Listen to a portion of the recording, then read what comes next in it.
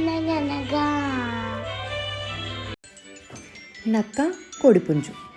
అనగనగా ఒకరోజు నక్క ఆకలితో అలమటిస్తూ ఏదైనా ఆహారం దొరుకుతుందా అని అడవి అంతా తిరుగుతుంది.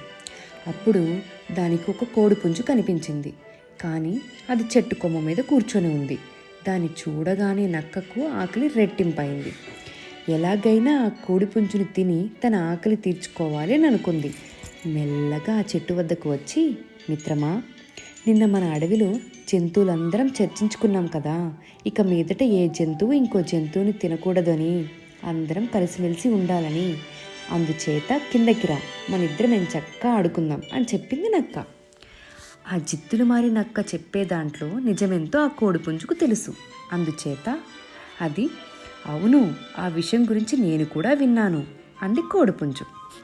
కానీ కోడిపుంజు లోపల నక్క బారి నుండి ఎలా తప్పించుకోవాలా అని ఆలోచిస్తూ చివరికి ఇలా అంది, అదిగో, నీ స్నేహితులెవరో ఇటే వస్తున్నారు, వాళ్ళని కూడా రాని, అందరం కలిసి ఎంచక్కా ఆడుకుందాం అని చెప్పింది. ఈ దారిన వచ్చే నా స్నేహితులెవరు లేరే, ఇంతకు ఎవరొస్తున్నారు అని అడిగింది నక్క. అప్పుడు కోడిపుంజు, వేట కుక్కలు, వాటి స్నేహితులు అందరూ కలిసే వస్తున్నారు అని చెప్పింది. వేట కుక్కల పేరు వినగానే నక్క హడలెత్తిపోయి వనకడం మొదలుపెట్టింది. వాటి కంటపడితే నా పని అయిపోవడం ఖాయం అని అనుకుంది నక్క. అలా భయంతో వణికిపోతున్నావెందుకు అని అడిగింది కోడిపుంజు నక్కను. అందుకు నక్క, వాళ్ళకి ఈ విషయం తెలుసో తెలియదో కదా అని అనుకుంటూ పరుగు ప్రారంభించింది. నీతి: మోసాన్ని మోసంతోనే జయించాలి.